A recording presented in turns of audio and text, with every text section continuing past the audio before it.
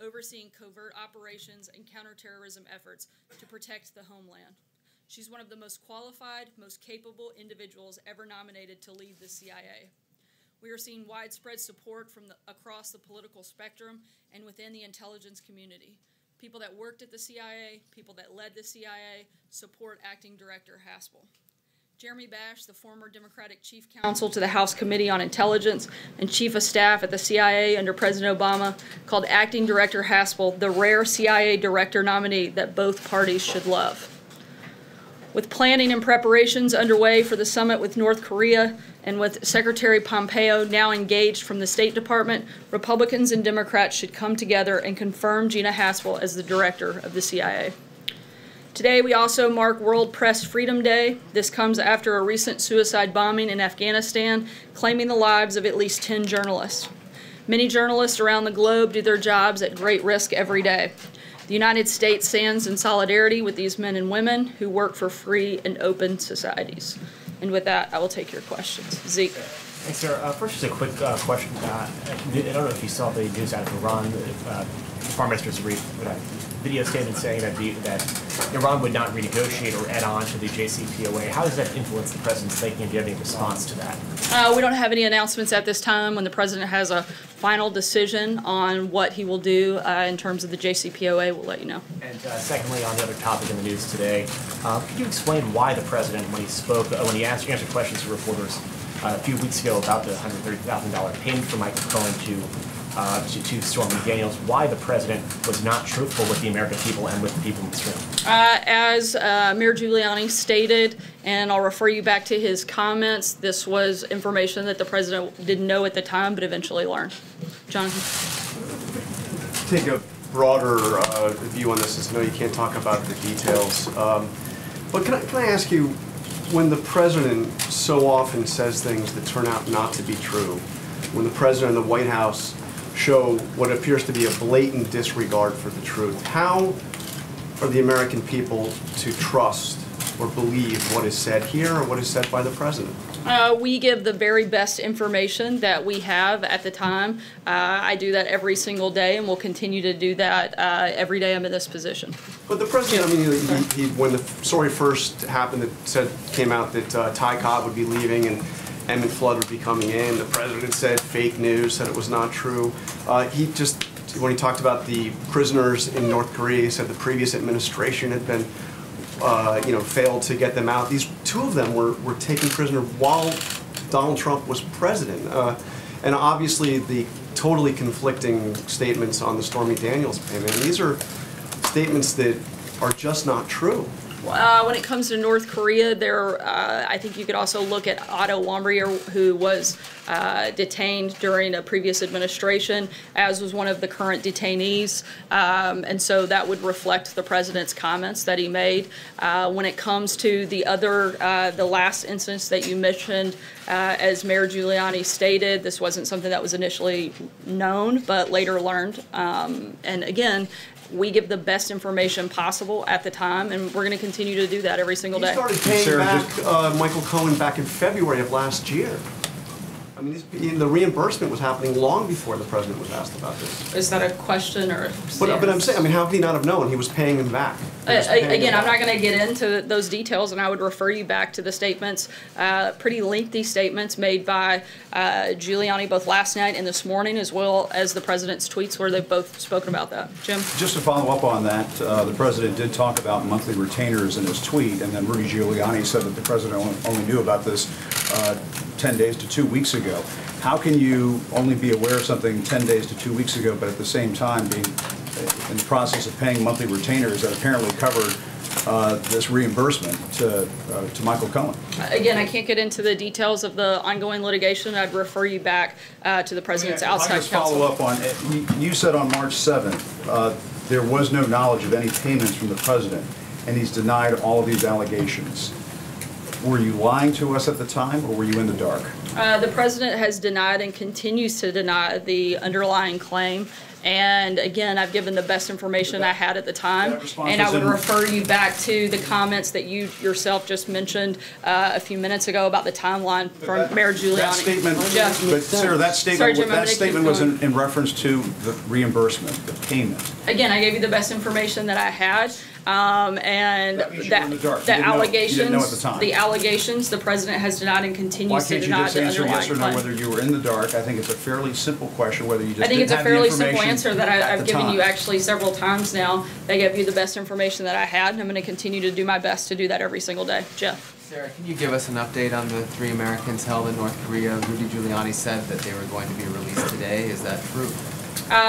We can't confirm the validity of any of the reports currently out about their release, but we certainly would see this as a sign of goodwill if North Korea were to release the 3 Americans ahead of discussions between President Trump and Kim Jong-un. In addition to being an attorney, Steve, sorry. Sarah, in addition to being an attorney for the president, does Mr. Giuliani, Mayor Giuliani, have a wider remit to talk about things like foreign policy? As he did? Not that I'm aware of. Steve. Yes, Sarah, I wanted to ask you about these reports citing U.S. intelligence that the Chinese have installed new missile platforms on disputed islands in the South China Sea, and they also appear to now be basing fighter jets there. Meanwhile, pilots are being warned that Chinese military personnel are pointing lasers at U.S. military aircraft in Djibouti and Africa, injuring American pilots. Does any of this cross a red line for the president, and how does the administration intend to respond? Yeah, we're well aware of China's militarization of the South China Sea. We've raised concerns directly with the Chinese about this, and there will be near-term and long-term consequences, and we'll certainly keep you up to date. Yeah. John? Thanks a lot, Sarah. Were you caught off guard by Mayor Giuliani's comments on Fox News last night? I'm not part of the legal team and wouldn't be part of those discussions. So is the administration, is the president, is he pleased with the job that Mayor Giuliani is doing right now? It seems as if he's opened the president up to some sort of criminal liability as it relates to federal election campaign violations. I haven't discussed that with the president. I wouldn't be part of those And conversations. so the president then is pleased with the job that Mr. Giuliani is doing? Again, I haven't had that conversation with the president. That's an outside counsel and not something I would be a part of. Francesca? Thank you, Sarah. When was the last time that the president talked to Michael Cohen? And is Michael Cohen still his attorney? And also, is the White House concerned, or is the president concerned, that any conversations he would have had with Michael Cohen would have been picked up by the wiretap that we learned about today? Let me see if I can get all of those questions since there were quite a few altogether. I'm not sure when the last conversation took place. On the second part, I'm not aware of specific places where he's representing the president. And on the last one, I would refer you to the president's outside counsel about any concerns of wiretapping. That wouldn't be something that we would clarify, when did you specifically know that the president repaid Mr. Cohen for the $130,000? You personally? The first awareness I had was during the interview last night. Major? Sarah, you said earlier that when you've given answers around this general topic, you gave us the best information you had at the time. Now it appears that your position is you're not going to comment because it's ongoing litigation. Have you been advised not to wade into this to protect yourself from any potential legal exposure by giving either false information or information that proves later not to be able to be withstood in court? No, but I would always advise against giving false information. As a person of human decency, I do my best to give Jonathan's question correct earlier, when information. you say before that you gave the best information you had at the time, And I continue to do that today. but it turns out not to be correct or accurate, are you then trying to limit the liability that you may encounter by not dealing with any of those questions now and pushing it all off because you say it's ongoing litigation? Again, I'm giving the best information I have. Some information I am aware of and some I'm not. When I can answer, I will. But beyond that, I really don't have anything to add. Let me ask you something that the mayor said last night, not related to the questions you've gotten so far. He said, he, meaning the president, fired Comey because Comey would not, among other things, say that he wasn't a target of the investigation. Is that the White House position now, explaining why James Comey was fired? There are a number of reasons that James Comey was fired. The president's named several of them, but the bottom line is he doesn't have to justify his decision. The president has the authority to fire and hire, and I think every single day we've seen that he made the right decision in firing James Comey. Again, I think that there are a number of reasons that he was fired. Certainly, James Comey was fired for lying, leaking, and politicizing the FBI. And the president has been, I think, repeatedly, day after day, been proven to be exactly right in his decision to fire James Comey. Sorry, Major, I'm going to keep going. This is a completely tainted investigation. Do you agree with that? Can you? He said it's a completely tainted investigation. Do you agree with that? Shannon, go ahead. Can you clear up this timeline a bit, back to Jim's question about when exactly did the president learn that the payments were going to Michael Cohen to cover the Stormy Daniels? I would refer you back to Mayor Giuliani's comment, and for anything further, I'd refer you to 2 weeks. And did the president know that Mr. Giuliani would specifically be talking about these payments on Hannity last night? Was he aware of the time and the method? I don't know. That's a question you'd have to ask the mayor. Do you know? Thank you very much. A follow-up to Jeff's question. Jay Sekulow and Rudy Giuliani have both commented publicly on the North Korean hostages. Are they involved in any way in efforts to secure their release? Not that I'm aware of. Why are they commenting on this? That's a question you'd have to ask them. I don't speak for people on the outside. Christine? Sure thing. Is the president concerned that his own Justice Department authorized a wiretap that may have gathered communications between him and his personal attorney, Michael Cohen? Again, I'm not sure of the comments on that report or the claims in that report. That's something that you would have to talk with the Department of Justice and the president's outside counsel. When he learned the reporting that Michael Cohen's phones were wiretapped several days before? I haven't talked to him about that, and again, I can't verify the validity of that report. Just going back to the payments question, how many payments did the president make to Michael Cohen after the election? You'd have to ask the president's outside counsel. But Sarah, you're standing there Sorry, speaking Kristen. for the president. Can I just ask you about Rudy Giuliani's comments? Rudy Giuliani said this morning, imagine if that came out on October 15th, 2016, in the middle of the last debate with Hillary Clinton, a reference to the payment. So does the White House now acknowledge that that payment was made with politics in mind? Again, I'm not aware of the back and forth, and I would refer you to the president's outside counsel. Sarah, yesterday the president threatened to get involved in the Justice Department if memos were not turned over in a timely manner to the House Intelligence Committee. What actions is the president considering taking, and what does a timely manner mean to the president? How soon does he want the unredacted version of the special counsel Probably memo? yesterday. But in terms of what he might do, as the president likes to say, we'll see what happens. Olivia? Thank you, Sarah. On the Haspel nomination, would you remind us what the president's position is regarding the potential use of interrogation tactics that meet international definitions of torture? I'm not sure what those two things are you're trying to connect. I know that Acting Director Haspel has done everything appropriate under the law, and she's going to be a great CIA director, and we look forward to her being confirmed. John? Yeah. Thank you, Sarah. Question on Russia. This morning, the Financial Times reported that Alexei Kudrin, a former close associate of President Putin and a strong advocate of warmer relations with the United States, may well be rejoining his government. This raises another question. You've said that the president would have a summit with Mr. Putin sometime in the near future. Can you give us any clues when that'll be? Has anything been determined on a possible Trump-Putin summit? Nothing has been finalized on that front. I think the next big summit, if you will, I'll borrow your word, that the president will engage in will likely be between President Trump and Kim Jong-un. Beyond that, I don't have any updates. There'll be no meetings. It's likely that there's no meetings with President Putin before the Kim-Trump summit. Not that I'm aware of. Certainly nothing is finalized at this point, but certainly the president would still be very much open to sitting down with leader of Russia. Emerald? Thank you, Sarah. Following up on Sagar's question, in regards to those memos and the congressional oversight, Rosenstein is saying this is extortion. What is the White House's response to him calling it extortion? And does the president support the Freedom Caucus's articles of impeachment for Rosenstein?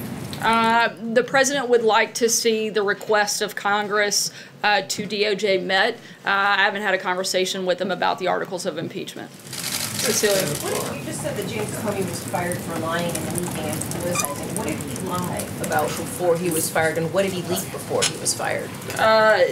There are a number of allegations, one in which he lied during congressional testimony and has been continually, I think, had a number of contradictions since then, which I pointed out that the president said he has learned every day since firing Comey that it was the right thing to do, and certainly has been justified in doing so. But again, going back to the president, frankly, doesn't have to have a justification. He can hire and fire whoever he wants, and he made the decision to fire James Comey, and that's certainly a decision he stands by and one that he feels very justified in since. Julie? Giuliani correct in saying that he was fired in part because he wouldn't tell the president that he wasn't part of the investigation? I can't speak for Mayor Giuliani. I haven't talked to the president about that. Julie? Did the president file a fraudulent personal financial disclosure last year when he filed a report that did not include a loan from Michael Cohen or any company affiliated with him? I mean, if there was no loan, then what would he have been reimbursing? I don't know. You would have to talk to the president's outside counsel. Brian? Thank you. Can you say why he was talking with Giuliani about the North Korean prisoners, given that he doesn't have a high-level clearance? I'm not aware that they spoke about that, so I don't know. Was he aware that Giuliani was going to be talking about them on TV during the negotiations? Again, I'm not aware that they spoke about it, so I can't answer that. Brian? A couple of quick questions. Does the president believe he's above the law? And does he prefer to sit down with Kim Jong-un I'll answer the first question. No. Go ahead. Thank you. And then does he prefer to sit down with Kim Jong-un versus Bob Mueller? I certainly think that the president feels like stopping a nuclear war and helping protect the safety and security of people across the globe would certainly be the #1 priority of the president of the United States, and certainly I would think would be the priority that most Americans would share and support the president doing. Take one last question. Lalit? Sarah. Sorry, April. Okay, Sarah, really fast. Can you, 2 questions. Can you, if you're not ready, Sarah, I was looking for him. I thought he was over here. He's usually standing over there. He threw me off. I'll come to you next. Slowly. So Sarah, at this point, can you tell us definitively if the president plans to answer any questions from Bob Mueller, and if not, what is now in place here at the White House to go through that process of a subpoena, a possible indictment, possible grand jury? Again, those are all questions you would need to refer to the outside counsel. Okay, well, now going to Rudy Giuliani. Did Rudy Giuliani do harm to the president today and last night in his conversations to Fox? I don't believe so. Sorry, I'm going to take the last question like I promised to do. Why didn't he talk to the White House press office about his impacting stellar statements about what was happening? The White House press office wouldn't coordinate with the president's outside legal team on legal strategy. You said yourself you were blindsided. I actually didn't use that term. Well, I said it, but you were blindsided from what you said. Well, with all due respect, you actually don't know much about me in terms of what I feel and what I don't. 21 years to understand how this operates. All right, I think we're good. Lali, go ahead. Last week there was a meeting between the Indian Prime Minister Narendra Modi and the Chinese President Xi Jinping in China. How does the White House sees the meeting between the 2 leaders, India and China, trying to improve the relationship? And did the President had a role in that? We don't have an official policy, but certainly think it's always good when other world leaders are getting along, and certainly when we can cooperate, that's definitely a good thing. We have a great relationship with both countries and hope to continue to do so. Thanks, guys.